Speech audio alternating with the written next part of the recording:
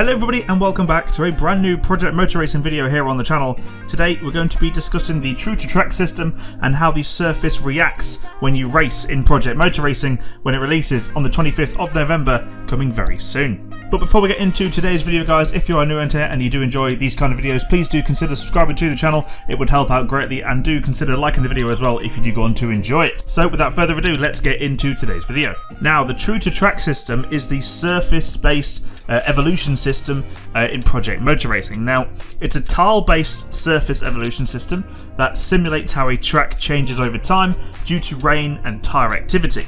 It models the fluid behaviour, so water, puddles, drainage and evaporation, and rubber dynamic, which is the rubber deposition that increases the grip, and rubber marbles that reduce grip.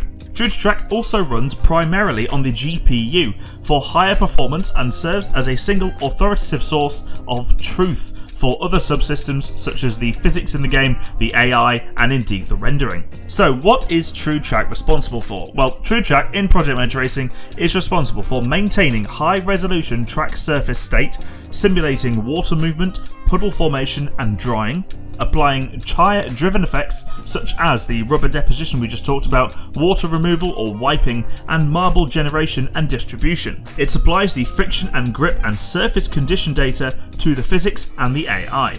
This then provides visualization output for rendering. The world is laid out in tiles and samples, and True2Track partitions the world into regular square tiles, with each tile covering roughly 10 meters squared.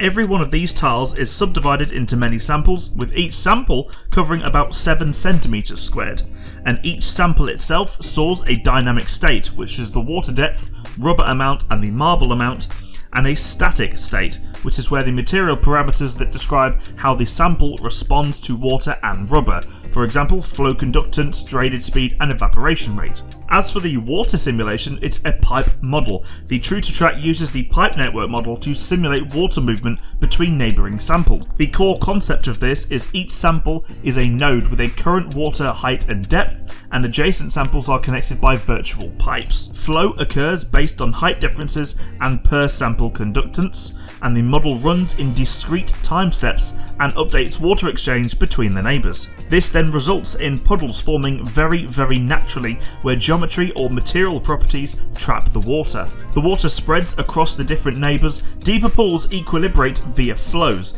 and when the rain stops, evaporation and drainage gradually remove water and shrink the puddles. When a tyre hits the track, however, telemetry supplies per tyre data, so this is the position, the slip, contact patch area, tyre wear and speed.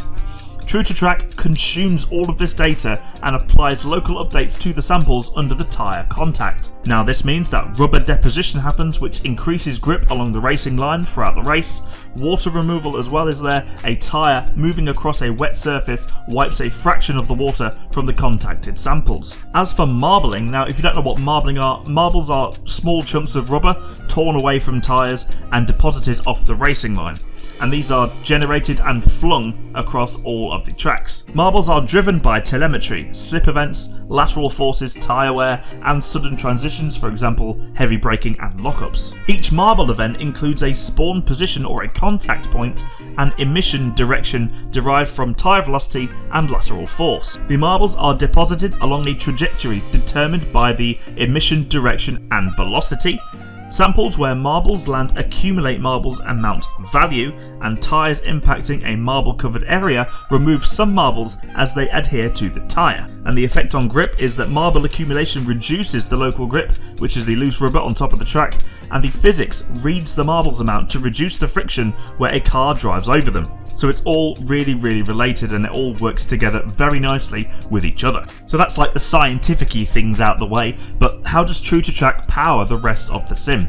So it kind of acts as the authoritative source for surface condition data. As for the physics, it queries local water depth, rubber and marbles, and it uses this data to compute tyre forces, slip, hydroplaning thresholds and braking distances.